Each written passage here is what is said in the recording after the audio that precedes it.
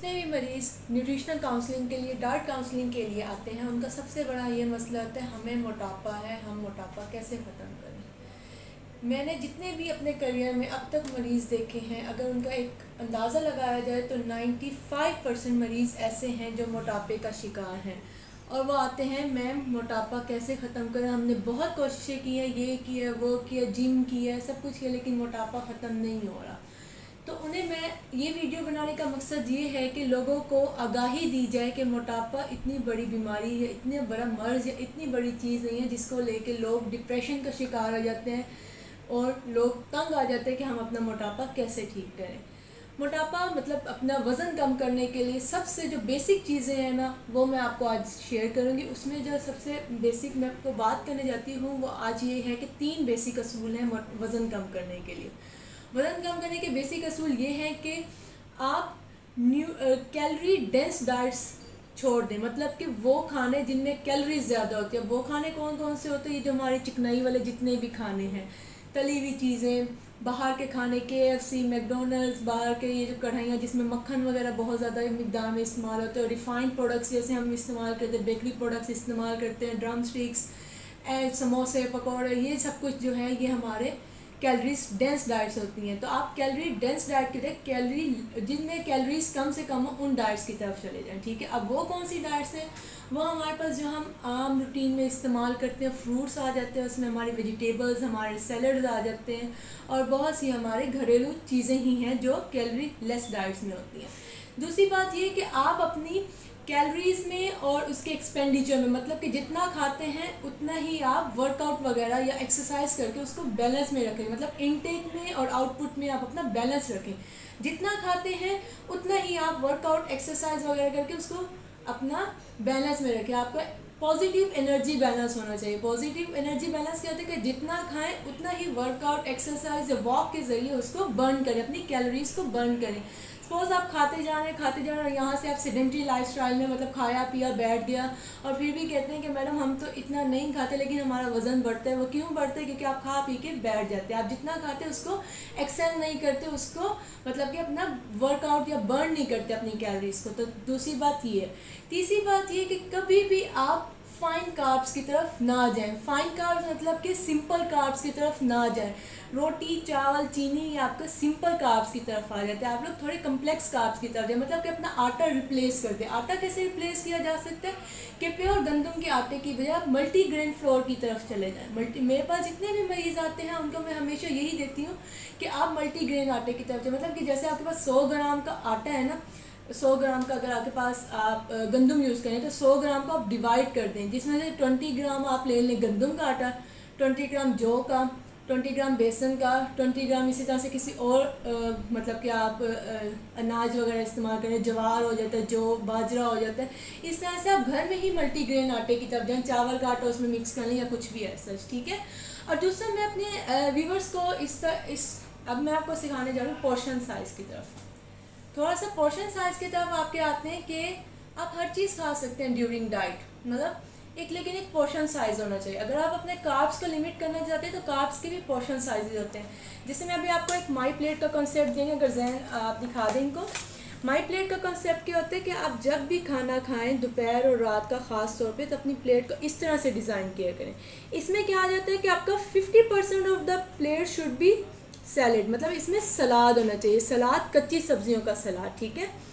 यहाँ पे आपका जो होना चाहिए, यहाँ पे आपका फुल्का होना चाहिए। अब फुल्का मतलब रोटी जो आप घर में इस्तेमाल करते हैं। अब उसका पोर्शन साइज़ के CD साइज़, मतलब जो आपकी CD होती है ना 5 से 6 इंच की, या तकरीबन चले ज़्यादा से 7 इंच की, एक CD साइज़ की रोटी जो होती है वो आपका पोर्शन साइज़ है, ठीक है।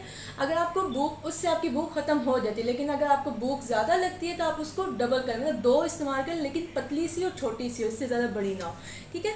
फिर आप आ जाते हैं सालन पर।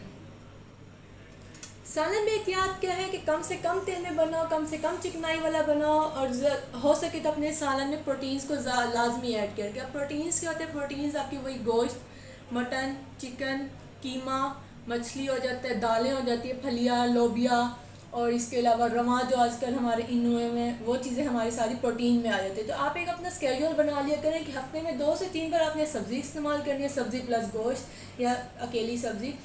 हफ्ते में 2 से 3 बार आपने गोश्त पे चले जाना है, ठीक है। अगर आपके घर में एक ट्रेडिशन होती है कि चावल खाना मस्ट है, आप चावल नहीं स्किप कर सकते, तो चावल के लिए भी मैं आपको माई प्लेट का कॉन्सेप्ट दूंगी। हफ्ते में कम से कम एक बार, और वो भी पोर्शन साइज उसका 10 से 15 चम्मच एक टाइम में होते हैं विद सैलड और रायते के साथ, ठीक है। और हम लोग प्लेट्स भर भर के खाते हैं। इसके अलावा आप हफ्ते में 1 से 2 बार दालें भी कर सकते हैं। दालें जो है हमारा रिच सोर्स ऑफ प्रोटीन की तरफ आ जाते हैं मटन वगैरह के साथ साथ, ठीक है।